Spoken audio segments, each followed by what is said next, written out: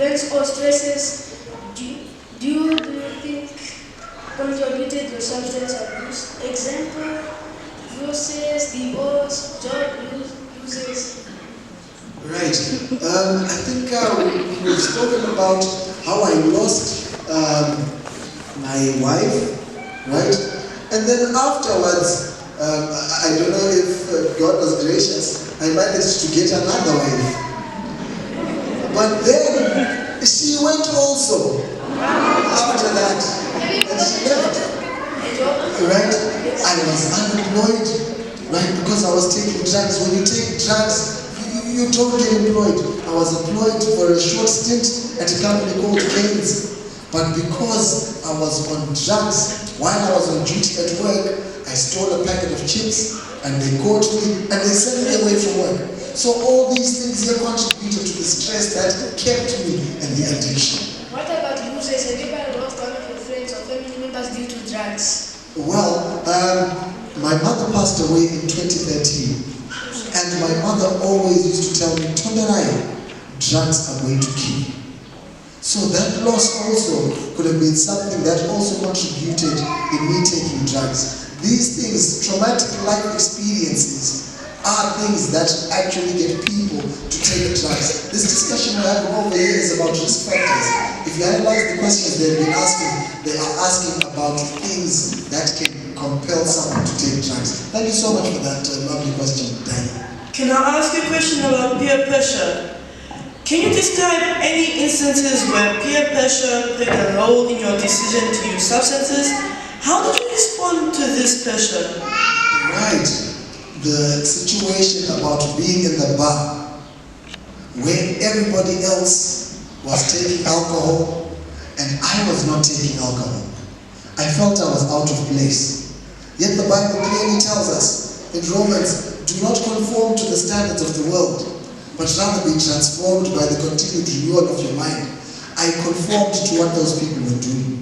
I thought that drinking the alcohol was going to make me dance a little bit better. I don't know how to dance at all.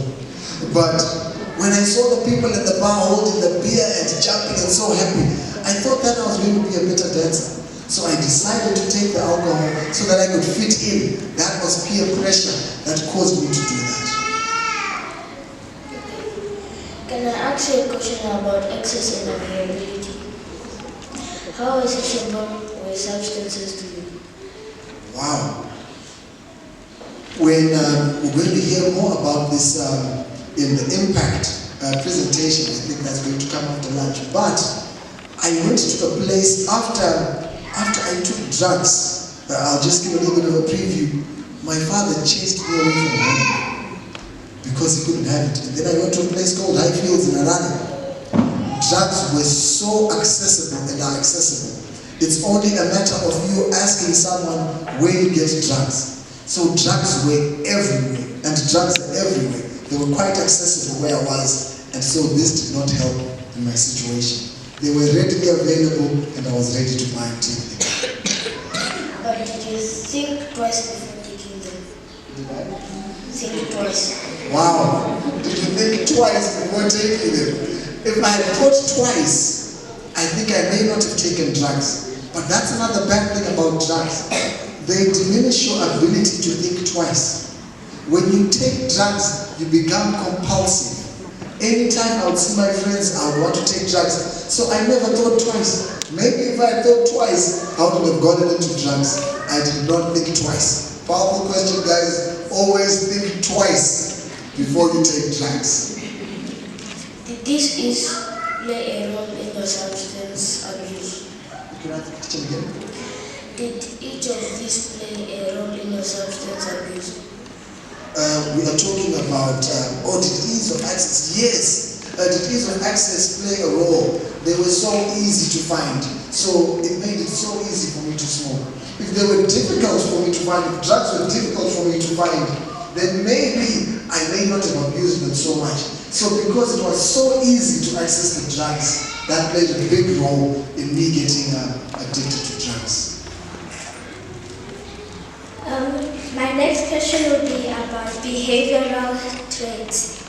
Did you exhibit any behavioral traits such as impulsivity, impulsivity or sensation seeking that you believe have contributed to your substance use? Yes, I do. Impulsivity and sensation seeking. That's a very, very big one. To all of us out there, the young ones, those people that like things, those people, there's a new thing that's come up, there's this that's come up. I remember when I started taking crystal meth, my friend came to me and said, Tonderai, there's a new drug on the market. Do you want to try it out? Do you want to experiment? It's called an experimental type of behavior. I only took one hit of crystal meth and I got addicted to it. Right?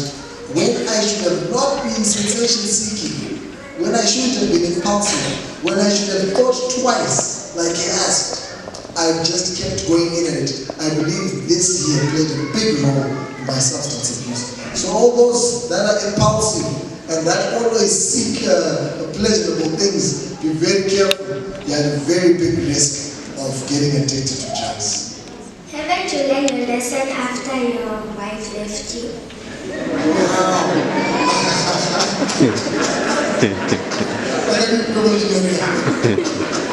Right, she asked a big question. She says, haven't you learned your lesson after your wife left you? Right? That is what drugs do. They make you not learn from the consequences of your actions. Like we're going to learn later on, a lot of things happened to me. I did a lot of things and I didn't learn. That's because the deception is in the pleasure. I always wanted to get high. That's why I always kept taking these drugs. I had not learned my lesson. When you take drugs, they teach you not to learn lessons when you should learn lessons. All I wanted was more drugs. So no, I hadn't learned my lesson after losing my wife. That's why I then lost another wife afterwards. Right, thank you very much for that good question. This is my last question. Right. Education and employment. How did your educational or employment situations impact your substance abuse? Right. My educational situation, I'll just also preempt a little bit about what we're going to hear later in the main story. Because of using drugs, I got expelled from school. And then also, I was unemployed. I didn't have a job. So the only thing that I could do to pass my time was to play with drugs. So this kept me deeper and deeper in drugs. I was not in school anymore. I didn't have a job anymore. So the only thing I could focus on was playing with friends that were doing that which I was doing as well. And that kept me deep in drugs all the time. Triggered my wanting to get out of addiction. Right? I'll just brush through these because there's a bigger story that we're going to hear later about this. But like we said now, I was very much behind all my friends in life.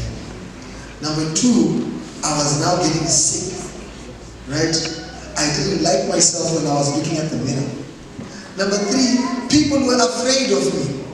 Anytime I would get to a place, people started hiding their cell phones. People started hiding their bags. People started distancing themselves away from me. My father had chased me away from home. I missed the love of home. So I then said, no. I was taught better when I was a pathfinder. There were people that loved me around me. So these factors here started getting me to want to come back. And unlike the factors that got me into the drugs, where people just wanted to take advantage of me, I wanted to get back to people that loved me. And that's what helped me to get out of drugs, to want to seek help, and to begin a recovery journey.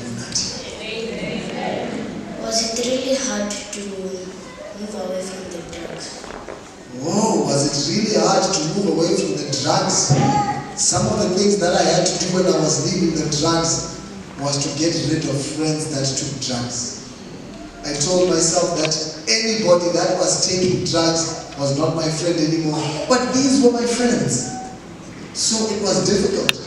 But we can do all things through Christ who gives us strength. He gave me the power to get out of drugs, and I left drugs in an instant like this. So it was hard, but what I wanted was a lot more important than what I was leaving behind. So it was easy also to make that decision to get away from the drugs, Brian. How did you feel when everybody knew you were a thief? Oh, how did I feel when everybody knew I was a thief? It was terrible. I started isolating myself because I knew that people knew I was a thief. I didn't want people to see me. Anytime I saw people I knew coming from that direction, I would change direction, walk in that direction. I was a thief, I was dirty, I was embarrassed of myself. I felt very bad about myself. I had no self-confidence in myself. And did your wife come back? The second one? Whoa. Hey, the second one. Now, at the minute taking them right. So they didn't come back. I am on a mission to find a new one now that will leave because I'm not taking drugs anymore and hopefully I'm going to get one. So unfortunately she didn't come back. But I now got a relationship with my son. Later on you're going to hear about my relationship with my daughter. It's something that we shouldn't miss. We all need to be there about the impact of drug and substance abuse. So I would have loved her to come back, but she's gone. And she is so far, I can't get her anymore. She's far away in England. So she is gone for good. I'll have to find a new one. So that's all for the presentation. Oh, thank you very much, Brian.